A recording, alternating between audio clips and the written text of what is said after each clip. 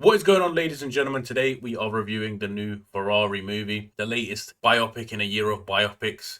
Some have been very great and some have been very disappointing. And the latest installment is the biopic on Enzo Ferrari, obviously the creator of Ferrari. My expectations going into this were actually pretty high because I do like racing, and I know like this movie was going to be heavily involved in racing. It is a kind of interesting character through history, someone I don't really think of that much. I thought it would have been a very interesting sort of character study, at least to hear the story of his life. But when I saw some of the reviews for this, I was kind of like, okay, this movie isn't going to be that good. Some of the early reviews were pretty bad, and I was kind of worried about going into this movie. So where does Ferrari rank on a scale of Napoleon to Oppenheimer? I mean, it's somewhere in the middle. It's definitely closer to the Napoleon side of the scale. This movie is almost parallel with Napoleon in the way that they do it. And ultimately, that means that it suffers from almost the exact same problems the Napoleon movie suffered from. At least this one isn't 3 hours long, like Napoleon is only 2 hours long. So they mainly focus on his relationship with his wife and his lover and try and show this complicated dynamic going on because they're kind of stuck together because they own the business 50-50 and they kind of hate each other. While this personal kind of part of his life was definitely important, it makes for an incredibly sort of boring first half of the movie. It's just not what I like. It's kind of like the whole Napoleon Josephine thing. Like, I don't care. That's not what I came to watch a Ferrari biopic. I didn't come to see his relationship with his wife. Why are you showing me this? Like, you can mention it. You don't need to make it the entire movie plot. Like I said, I want to see the interesting parts of this guy's life. Like, this is the guy who invented Ferrari. Like, he made one of the most luxurious cars of all time. Yet we're focusing on these fucking boring moments of his life and his personal. I don't care. Like I said, it's like all these directors want to add like intimate scenes into their movies. I don't know why. This movie doesn't need that. But they added it anyway. They had like 3 scenes like that. We don't need that in a Ferrari biopic, bro. Like, why?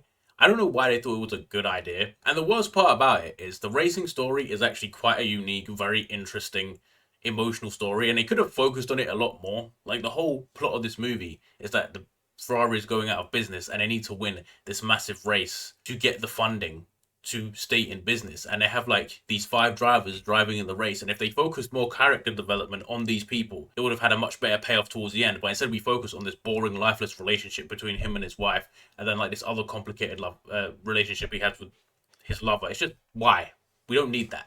We didn't need that at all. However, to take a more positive turn in this one, the second half of the movie is considerably better than the first. I mean, it's really like the last 30 to 40 minutes where they're focusing on the Miller Millia or whatever it was called, the whole race, because all the racing scenes in this, all the car scenes are really, really good. They're really, really entertaining. They're really well shot. And I had a lot of fun while they were showing the racing scenes because not only does it show how cool it was, but it does a good job of highlighting like the danger and the jeopardy of racing in like 1960s. And like they show this really cool scene of all the drivers like writing letters to their loved ones before they race, just in case they die, because it was a legit fucking risk that you would die racing those cars.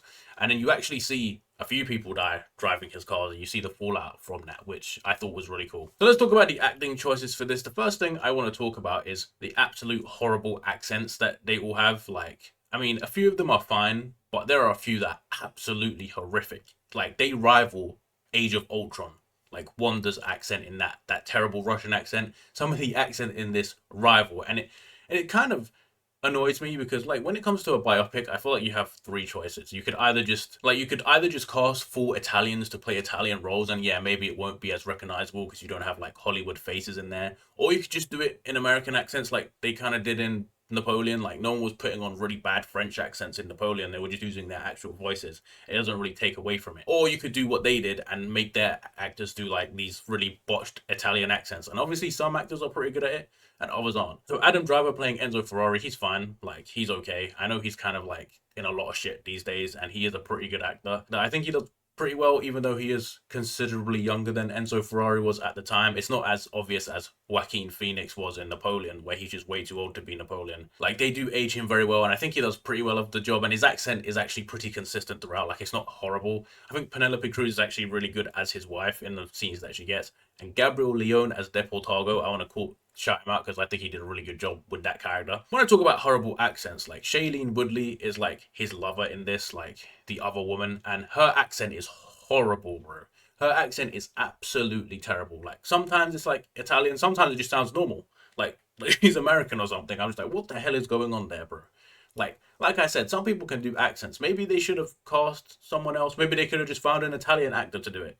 wouldn't that be something? You know what I mean? The accents in this were really 50-50, and that really pissed me off. It is a bit of a shame that the accents were so bad, because the characters are, in a vacuum, all pretty interesting characters, and like they do a decent job to show what they are going through in their lives. But and I think it's helped by like the story they choose to focus on is incredibly like unpredictable. Like unless you do research before, you would never guess the outcome of what's going to happen in that race. And this movie is one of those that if you want like the full picture, if you want the full understanding of what the hell is going on, you're gonna have to do some homework. Like you're gonna have to read some Wikipedia articles to fully understand what's happening. And I had to do that to see like the full scope of the race. Overall, Ferrari turns out to be a pretty average movie with a very boring first half and a 30-minute racing sequence that really carries the movie. I wouldn't say like it's a must watch movie, but it is a fun movie if you're into racing or you're into like Ferrari or you just like biopics. I mean, it's okay. Like it's like a solid 6 out of 10 movie.